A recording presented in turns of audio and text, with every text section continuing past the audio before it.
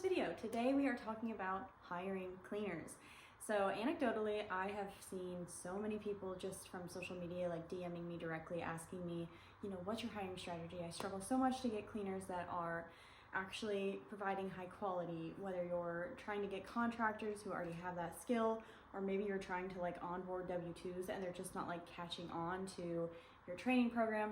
There's a lot to it, but I've heard from so many people that I'm not the only one that struggled with this. But I did really struggle with it myself, and that's kind of the reason why I came up with the strategies that I did when it came to hiring, because for a long time, that was the thing that kept my business from growing. So I would get plenty of inquiries, and I would purposefully almost wait a long time to reply to them. So I'd wait a week to reply to an inquiry because I would know that we were gonna struggle to even fit it into our schedule, but I didn't want to say no. But there was just that fear that, okay, if I do actually grow my company any more than I already have, and this thought really creeped in at 10, 15,000 a month, I was like, things are just gonna go south because we're gonna start providing lower quality. I'm gonna get cleaners in that are gonna quit really fast, so I'm gonna have to redo the whole training program.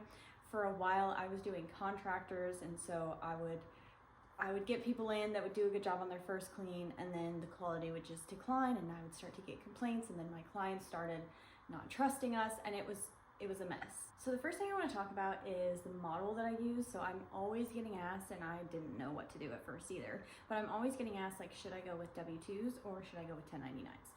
So let me tell you kind of what the structure is that I landed on personally, and the structure that I teach my students in my program. So when I was starting out, I started with contractors. I did not really set them up to be full-on contractors, so I kind of blended the two models together. I did my best to stay on the side of contractors legally, so I did a lot of things to make that position super flexible, and there were a lot of things about it that were contractor based, but one thing that I did do is I did train, because I was really struggling to get anybody in as a contractor that had super high quality, because I didn't really have a strategy behind that, and I didn't have a process for hiring. But that was kind of messy, and I would really prefer the W-2 model. So going through that, where I kind of blended the two models together, but really tried to stay legally as 1099 so that I could keep the tax structure that way. It's just the case that I really prefer having super type A structures and SOPs in place, so standard operating procedures. I want to know exactly how everything is going to look in a clean. And I like having a team structure as well, where we've got, structures of management on site, quality control, and that is a hard thing to implement with the 1099 contractor model, because you're not really supposed to be in there with them, managing them, inspecting their work, training them up. Ideally, they're doing all of that stuff on their own because they already come in with the skills.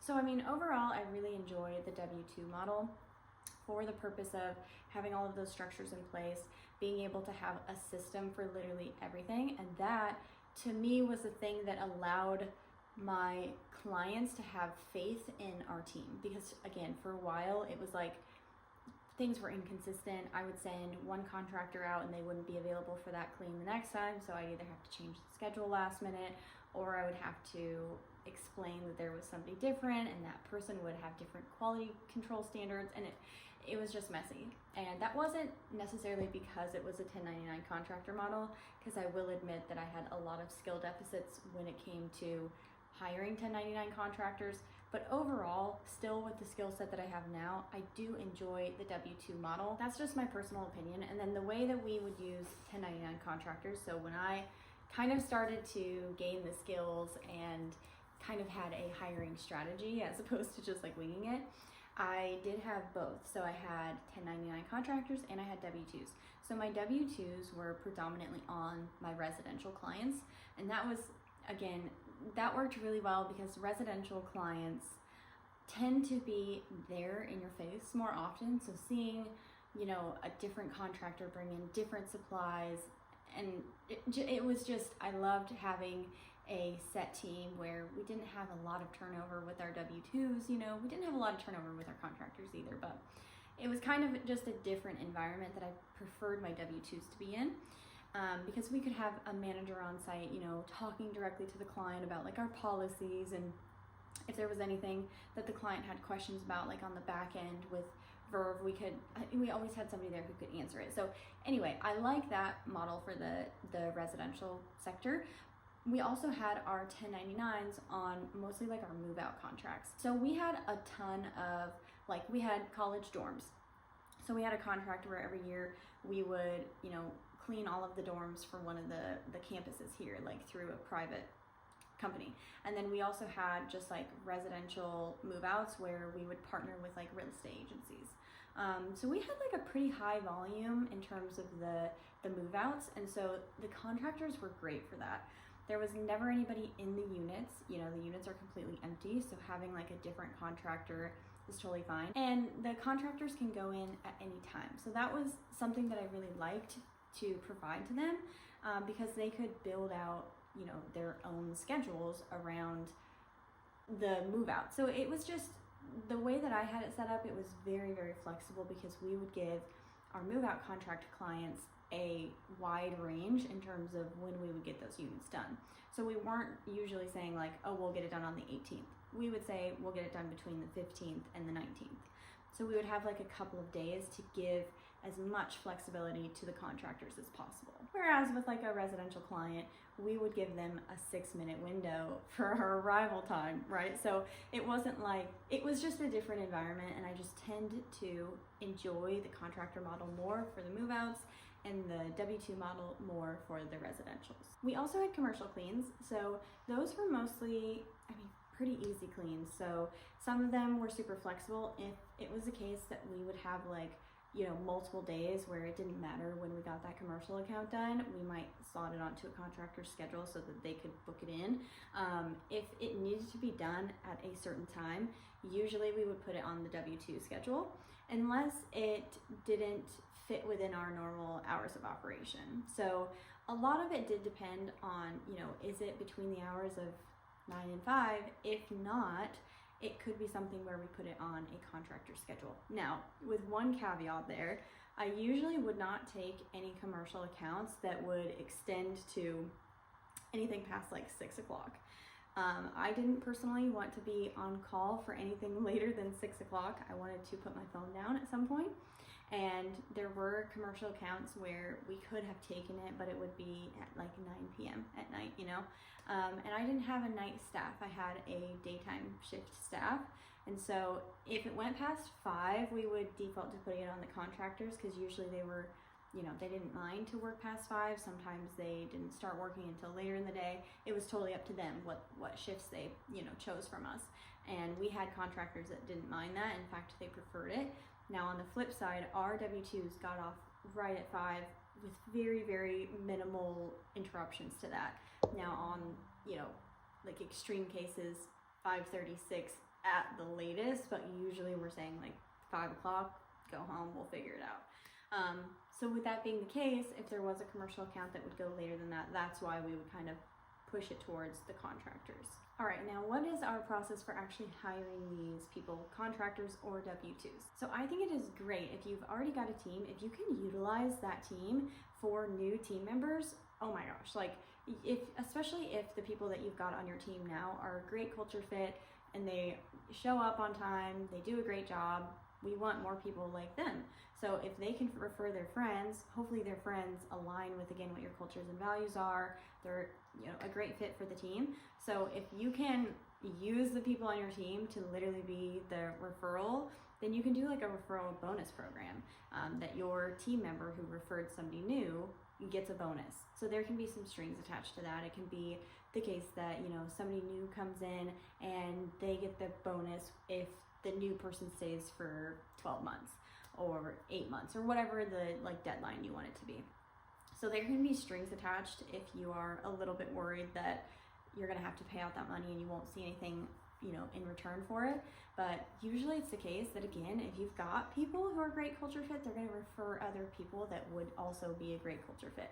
When you've got people who work really hard and they care about their work, they want to do a good job, they're not going to bring somebody else into the team that isn't going to align with that, because it's going to make their job harder. Like at the end of the day, if they bring in a C- player and they're an A+ player, they're going to have to make up for the fact that they're a C- player, right? Because they're going to miss things and it's going to make them stressed out, and it just usually doesn't work out that way. So I find that that's a really great way to bring new people into your team. Okay, so let's get into how I hire outside of referrals.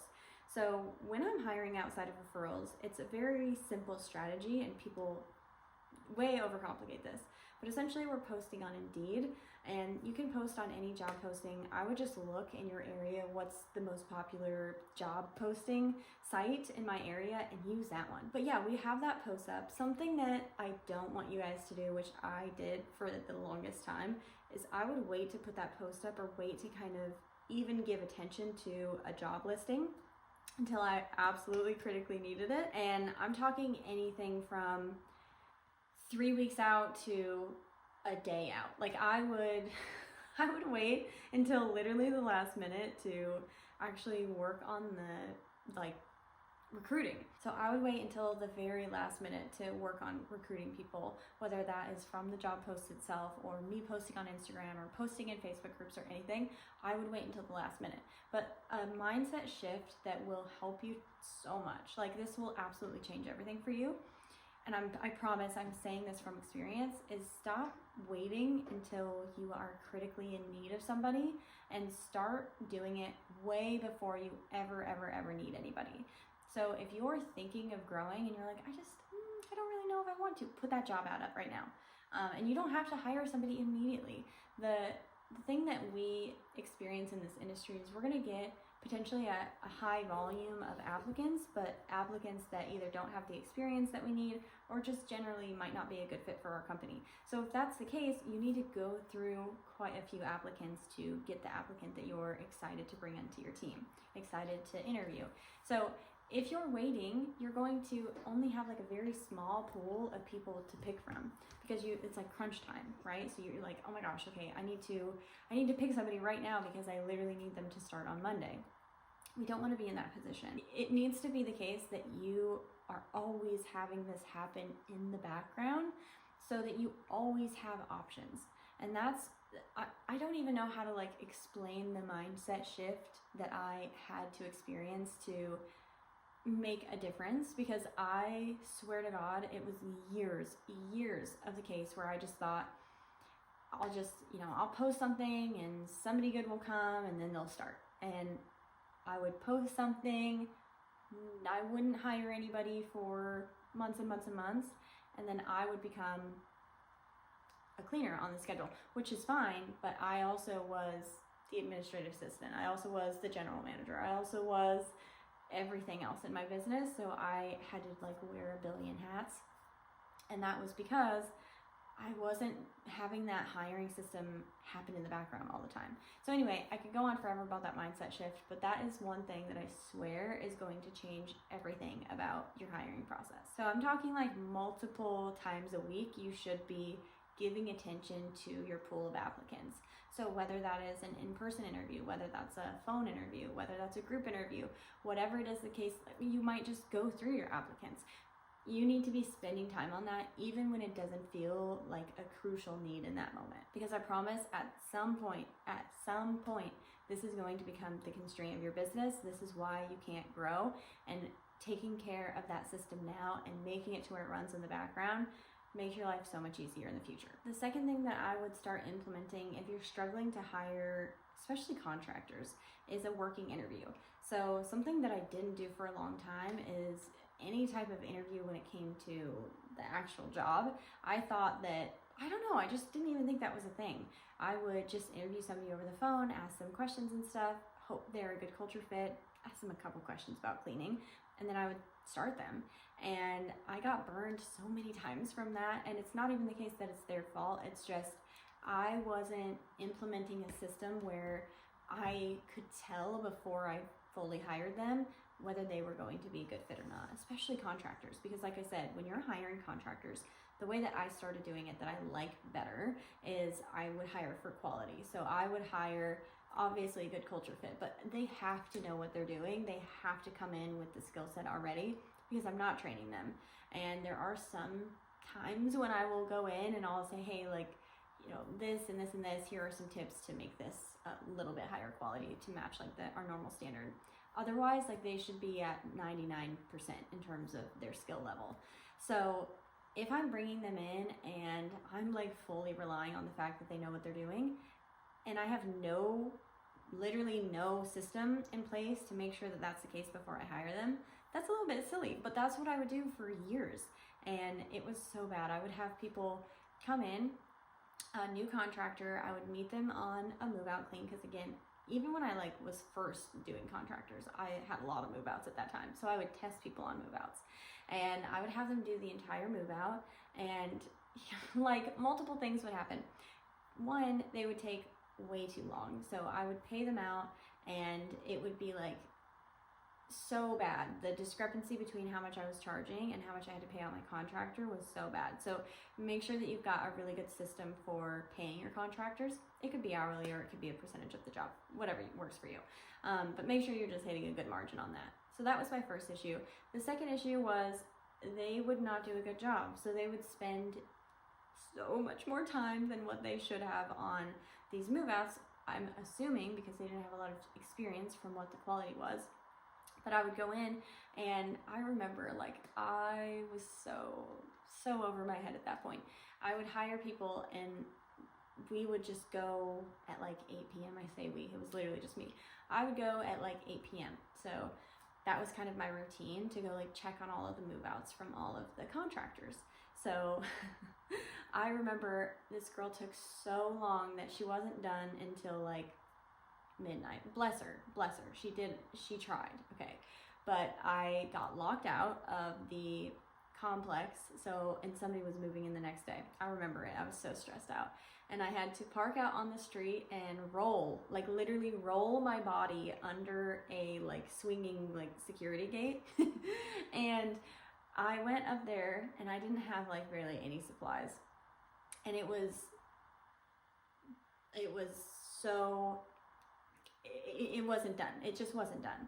And I had to spend probably 3 hours in the middle of the night redoing stuff. And at that point in time, I thought, surely I'm missing something. Surely I'm missing something. So instead, I recommend don't have people do like the full job as their test. Just a couple hours. Like literally just have them there for a couple hours, give them a couple rooms. That way you can gauge, okay, how much time is it taking them on those couple rooms and what's their quality on those couple rooms. And that way you can build it into your schedule and not be left in the situation that I was in where it took way too long and it wasn't up to quality. And there was also no recourse on the schedule because it was midnight, right? And everybody else was off. So don't set it up the way that I did for a long time. Instead, set it up to where you do a test clean, and that test clean can be a small, tiny portion of the clean. It can be like a room or 2 rooms. Again, so you gauge time and their quality. And if they're not the right fit as a contractor anyway, you can just move on to the next contractor who might be a better fit for your company. Something that I will say on contractors as well is the interview process. Make sure you're asking them a lot of questions about their process for cleaning items. So while yes, you obviously want to see if they're a good culture fit, I ask questions like, how do you clean a fiberglass tub? What are the products that you use? What's your process? How do you clean glass on a shower door? Like, what's your process? What are the products that you use? How do you clean a toilet? What are the products that you use? What's your process? How do you clean the inside of the toilet? What's the upper rim? What do you use on the upper rim? Is there any discoloration on the upper rim usually when you're done? If so, what color? Like, I'm actually asking them things about the job so that I can kind of gauge, okay, is this going to be worth moving them into a working interview for what I'm looking for my company. So W-2s, I also use Indeed. Obviously, I'm posting on social media. I'm also posting in Facebook groups. I'll have my current team members post on my behalf in Facebook groups. You can do like a referral program for that. If somebody comes from that Facebook post, you can do a bonus. There's a lot of ways that you can set it up, but most of it comes from Indeed if it's not like that referral program. And again, the big shift there is making sure that it's running all the time and making sure that multiple times a week you're handling those leads that are coming in. So if anybody's applying, if anybody is going to do an interview, if anybody's going to do a working interview, like those things should happen constantly, all the time in the background, even when you don't need it. I like having working interviews for W-2s as well. To me, it's a little less important for W-2s because you are training on the job But when you bring somebody in like a W-2 for a working interview, you can kind of gauge like, you know, is this person good to be around? Do they come dressed, you know, in a way that you feel is professional? Do they receive feedback well? Are they copying an attitude in the first like 10 minutes when you're kind of correcting something? So all of those things you can gauge. I think it's a little less important because, again, if you're doing like an in-person interview, then maybe it's the case that you can gauge most of those things from that in-person interview. But especially if you're kind of still getting the hang of, you know, who's going to be a good fit for your company and who's not, I would not skip the working interview, because that's going to give you a lot of indication on those things that you might not have been able to pick up in the in-person interview if you're a little new to this. A lot of what we struggle with in this industry, unfortunately, is people just not showing up on time or just not showing up at all. So that working interview can just be that first test of, hey, like, are you going to be here on time, or are you going to show up at all? It might seem surprising, like if you haven't gone through the hiring process for a while and you haven't started growing your team, it might seem weird. Like it might seem like it's the case that you'll be able to tell if somebody's going to be reliable or not. But I have just seen it be so unpredictable sometimes. And even when I was pretty like experienced in interviewing and I've done it for years, I would still hire somebody and they wouldn't show up on that first day. And again, that working interview can kind of weed people who are going to do that out of the hiring process. Something that you guys might be thinking about right now is the case that you've brought people into your company, they've passed all of your interviews, maybe they passed a working interview even, and you brought them in and they started doing things that weren't aligned with your culture, showing up late, you know, not dressing professionally, copying an attitude when you're training or giving corrections or something of that sort, and you didn't have any inclination in the interview process that this person was going to have this type of culture, but then it started showing once they were hired. Something to keep in mind, Gary Vee talks about this, and I love this from him, because it just goes to show that even in huge companies this is the case, but sometimes in the hiring process you're just going to not know certain things about people. And it might be the case that they pass and you think everything is going to be perfect, and then they come into your company and they're just a bad culture fit. And it's going to be so hard to know everything that you need to know about this person within a 30-minute in-person interview and an hour working interview. Like, it's going to be pretty difficult to know literally everything about that person to decide whether or not they'd be a great fit for your company. And sometimes you're just going to get it wrong. And the most important thing is, what do you do once you figure out and they're in your company, they're working, and they're not a good culture fit? What do you do? So many times I see people wait months and even years to figure out what to do with somebody who's genuinely not a good culture fit for your company. And what happens is that culture that that person brings in ends up affecting the culture of the rest of your team. My advice to you is that the moment you figure out that this person is not a good culture fit, if you're truly giving everything to them in terms of your training program is great, you're managing them in a way that helps them and supports them, and they are still showing up like a culture fit that doesn't align with what you want in your company, you have to part ways with that person. You have to decide this for yourself, but if it is the case that that person is genuinely not a good culture fit, they're not a good fit for your company, you cannot wait months and months or even years for it to get so bad for you to make a decision. You need to be quick with that decision. Obviously, again, only if it's truly the case that they're not a good culture fit. Sometimes it's not the case that they're not a good culture fit. Sometimes it's just a skill that they don't have and you need to support them and train them up. But you have to decide, is this person genuinely not a good culture fit for the company? And if so, you need to make a swift decision to part ways with that person. Because again, your hiring process is not going to be 100% perfect and accurate every single time. And you have to know that as you're going throughout the hiring process, because at the end of the day, if you do keep somebody in your company that is not a good culture fit because you're too scared or nervous or stressed out that you have to make a decision like that, it's not going to be good for them in the long term, because you're not going to set them up for success in your company. I mean, are they going to move up in your company? Are they going to see the opportunities that other people would if they are a good culture fit? No, right? So you're not setting them up for success in a company where they can thrive. Another key aspect to this is that you've got a solid training program for W-2s. So you're going to bring people in that W-2 position where they're not fully trained. They don't come in with the skills. And that's totally fine, because in a W-2 position, you can fully train them. You can have all of those standard operating procedures, all of those systems to set them up to do it exactly the way that you want them to. But because that's the case, it's kind of a double-edged sword, because you can truly set people up to fail if you don't have that system of training in place, especially with that W-2 model, bringing in people that don't already have the skills. It might seem weird that we're talking about training in like a video that's about the hiring process, but I promise they're linked. If you've got, a great system for hiring, but then they come in and it's super clunky, they're set up to fail, they don't do a good job, at the end of the day, either they're gonna leave or you're gonna have to terminate them.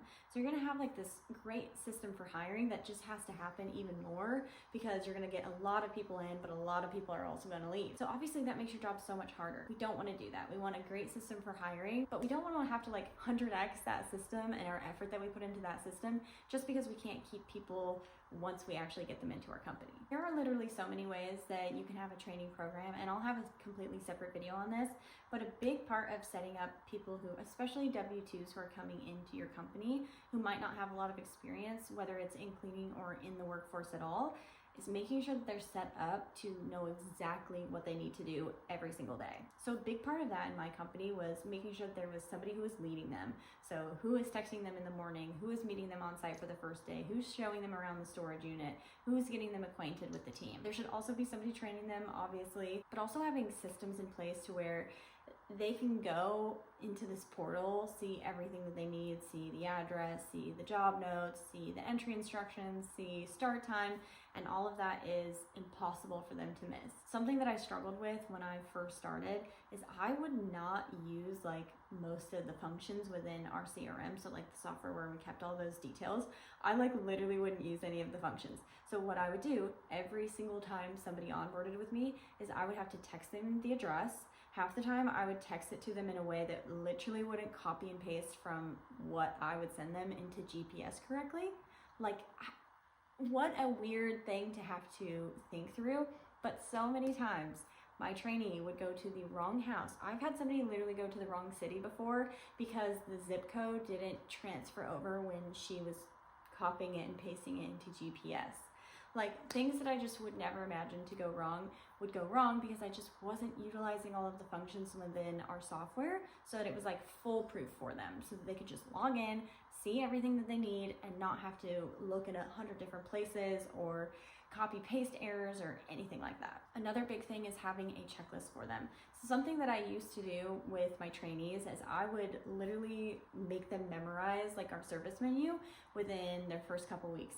And that was intense because there's a lot going on when you're first starting a job, and our service menu is kind of long, and it depends on like the room that you're in, the house that you're in, and it was a lot. So instead of doing that and like, obviously like hoping that they're gonna remember everything, I instead made a checklist. I saved that checklist for each individual house. So it's literally like, if it was for my house, it would be Morgan Graphis Basic Sanitary Clean Checklist.